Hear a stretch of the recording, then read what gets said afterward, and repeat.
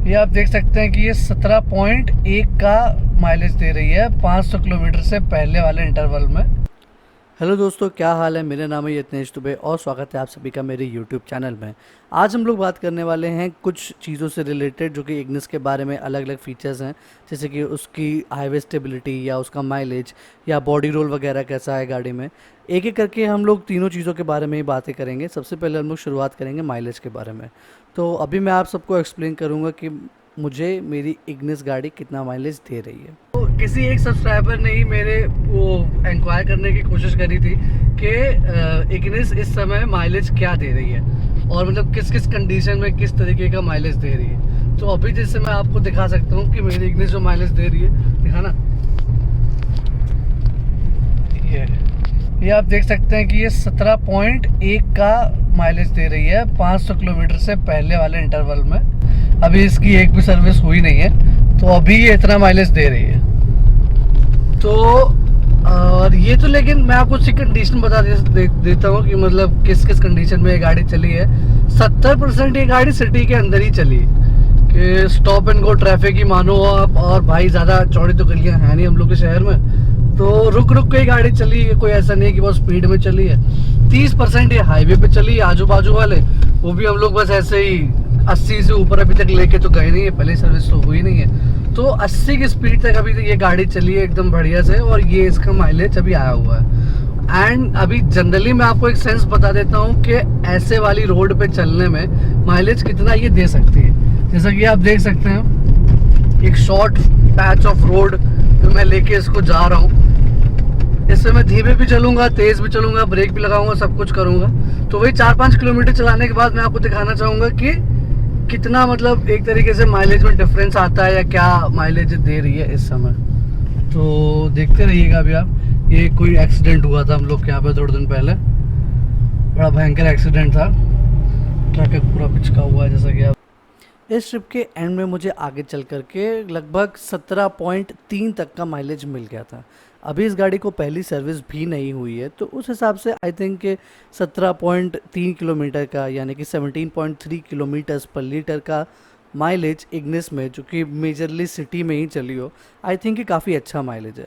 और जैसे ही मैं इसको हाईवे पे लेके जाता हूँ तो एक तरीके से माइलेज अपने आप ही परमानेंटली बढ़ ही जाता है। मैंने शुरुआत करी थी अब से लाइक 200 किलोमीटर पे, जब मैं इग्निस चला रहा था तब मेरा माइलेज बहुत ही कम था। उसकी भी एक फुटेज है, मैं आपको दिखा दूंगा। एंड अभी जो मेरा माइलेज आ रहा है वो हाईवे में काफ़ी तेज़ चलाने के बाद ही आ रहा है। तो जैसे कि आप इमेजिन कर सकते हैं कि जितना आप हाईवे पे चलाएंगे अपनी गाड़ी को, उतना ही एक तरीके से उसका माइलेज आ जाएगा। और मेरे एक्सपीरियंस से मुझे ये चीज़ लगी है कि जितना आप पहली अपनी नई गाड़ी को हाईवे पे ही खोलेंगे और जितना हाईवे पे ही चलाएंगे, उतना ही आपको डाउन द रोड फ्यूचर में भी ज़्यादा माइलेज मिलने की संभावना है। जैसा कि मैं बोल रहा था कि अभी मैं आपको ये बताने वाला हूँ कि हैंडलिंग इस गाड़ी की कैसी है और बेसिकली इसमें बॉडी रोल है कि नहीं है, अगर है तो किस हद तक है, और क्या मतलब वही है कि वैगनआर जैसा हाल है इसका कि मतलब ऊंची तो ये भी है, तो क्या ये भी मतलब मोड़ पे ऐसा लगता है कि बस एकदम पलट ही जाएगी। तो अभी एक आगे मोड़ आ रहा है, मैं थोड़ी सी स्पीड पकड़ता हूँ लगभग 50 तक की, और उसके बाद मैं उसी मोड़ पे इसको मोड़ने की कोशिश करूँगा। देखिएगा आप सभी लोग कि किस लेवल तक का बॉडी रोल है इसका। स्पीड 60 है।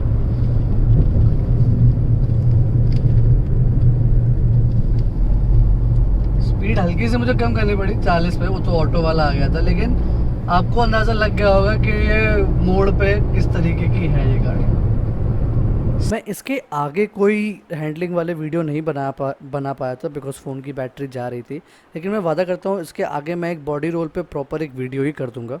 अभी मैं आपको इतना एकदम विश्वास दिला सकता हूँ कि इसकी सस्पेंशन काफ़ी स्टिफ है, इग्निस की सस्पेंशन, और ये पूरे ही मोड में एकदम चिपका के ही रखते हैं गाड़ी को। और जैसे जैसे स्पीड पकड़ लेती है गाड़ी, तो एक तरीके से सस्पेंशन थोड़े सॉफ्ट भी हो जाते हैं। लेकिन इसका स्टिफ सस्पेंशन का एक नुकसान ये भी है कि स्लो स्पीड पे थोड़े जो स्पीड बम्प्स होते हैं वो थोड़े से ज़्यादा महसूस होते हैं। तो बॉडी रोल में तो अभी तो आप इतना ही समझिए कि बहुत ही कम बॉडी रोल है, एंड वैगनआर जैसी ये बिल्कुल भी नहीं है, तो उस बारे में आप बिल्कुल भी टेंशन ना लीजिए।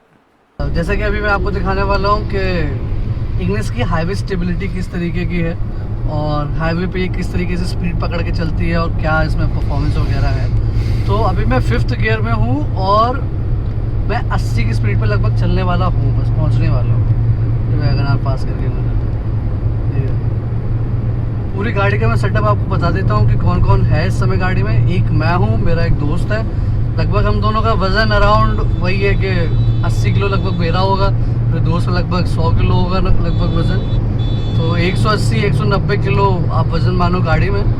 फिर उसके बाद AC 1 पे है, हम लोगों ने 1 पे रखा है अभी, और गाड़ी 5th गियर में है और 80 की स्पीड पे चल रही है। तो अभी आप पूरा एक तरीके से अंदाज़ा लगा सकते होंगे कि मतलब क्या परफॉर्मेंस आ रही है। और अगर मैं आपको ड्राइविंग के बारे में बताऊं कि क्या मतलब पैर की पोजीशन है मेरे, कितना मुझे पेडल प्रेस करना पड़ रहा है, तो वो मैं आपको भी बता देता हूँ। एक बार ही जैसे मैंने कोई एक स्पीड मेंटेन कर ली, भले ही वो 80 किलोमीटर हो, 100 किलोमीटर हो या कोई भी हो, उसके बाद बस मुझे पेडल को लगभग ये मान लीजिए बहुत ही हल्का सा बस दबाए रखना पड़ रहा है बस। उससे ज़्यादा मुझे कुछ भी ऐसा नहीं कि बार बार स्पीड पकड़ने के लिए बार बार पेडल बहुत खींचना पड़ रहा हो जिसकी वजह से गाड़ी ऊपर बढ़ रही हो, ऐसा कुछ नहीं है। अगर मुझे ज़्यादा कुछ स्पीड लेनी भी होती है तो मैं बस एक गियर डाउन कर लेता हूँ 4th पे। 4th से नीचे आपको बिल्कुल भी जाने की ज़रूरत नहीं है हाईवे पे। आप ये मानिए कि अगर 3 लोग भी अगर आपकी गाड़ी में बैठे हो और आप 30 की स्पीड पे भी अगर ले रहे हो, आप 4th में आराम से उठा सकते हैं गाड़ी को। तो ये अच्छी बात है कि गियर वगैरह ज़्यादा चेंज नहीं करने पड़ते। और जैसा कि भी आप देख सकते हैं कि काफ़ी ज़्यादा ट्रैफिक भी है हाईवे पे, तो यहाँ पे जैसा कि मुझे स्पीड स्लो करनी पड़ेगी, जैसे ये वाली है। मैं गियर चेंज नहीं करूँगा, मैं वापस 5th गियर से उठाने की कोशिश करूँगा। तो ये जो मैंने अभी उठाया, ये मैंने पूरा पेडल दबा दिया है गाड़ी का।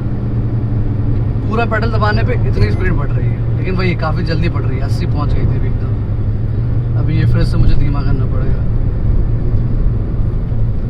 तो हाईवे पे अगर आप इग्निस को लेके जा रहे हैं और लगभग 200 लगभग किलो आपकी गाड़ी में मतलब वेट है, या अगर 3 लोग भी अगर बैठे हुए हैं, तो आप मान लो कि आपको 5th गियर में रख के बस गाड़ी चलानी है।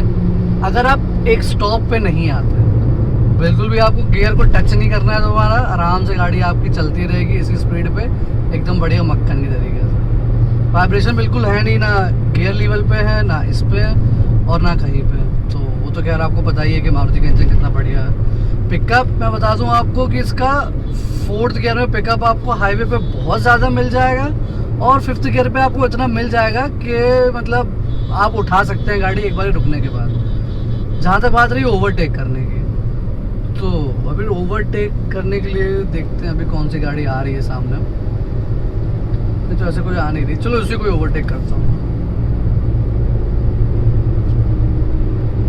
तो ये मैंने 5th गियर पे ओवरटेक किया, अभी इसको करता हूँ। इसको भी मैंने 5th गियर पे ओवरटेक किया, बस मैं पेडल दबा दे रहा हूँ और बस लाइक उसी से ही मैं ओवरटेक कर ले रहा हूँ, कोई भी मैं गियर चेंज वगैरह नहीं कर रहा। तो ये था दोस्तों वीडियो। मैं उम्मीद करता हूँ कि आप सभी के सवालों के जवाब आपको मिल गए होंगे, और अगर आपको कुछ भी इस वीडियो में डाउट लग रहा है तो आप प्लीज़ मुझे कमेंट सेक्शन में ज़रूर बताइएगा। मैं आपके डाउट्स को इग्निस से रिलेटेड और कोई भी कार हो उससे भी रिलेटेड कोई डाउट हो तो मैं उनको भी सॉल्व करने की पूरी कोशिश करूँगा। सॉरी ये वीडियो लाने में थोड़ा टाइम लग गया, ऑफिस से मुझे छुट्टी नहीं मिल पा रही थी, लेकिन अब फाइनली जब ये छुट्टी मिली तो मैंने ये वीडियो बना दिया है। एंड आई एम सॉरी कि मैं दोबारा से यही फुटेज यूज़ कर रहा हूँ, बिकॉज मैं कुछ और फुटेज शूट नहीं कर पाया था बिकॉज मेरा फ़ोन डेड हो गया था। नेक्स्ट टाइम से जैसे बॉडी रोल रह गया था, तो बॉडी रोल की मैं आपको पूरी इन्फॉर्मेशन अगर आप चाहें तो कमेंट सेक्शन में दे दूंगा, नहीं तो उसके ऊपर भी एक वीडियो मेरा फ्यूचर में आने वाला है। तो thank you guys for watching and please subscribe share like this video. आप सभी के प्यार से ही मैं वीडियो बना पाता हूँ, and like thank you so much for watching. So bye bye, good night, take care, शब खैर।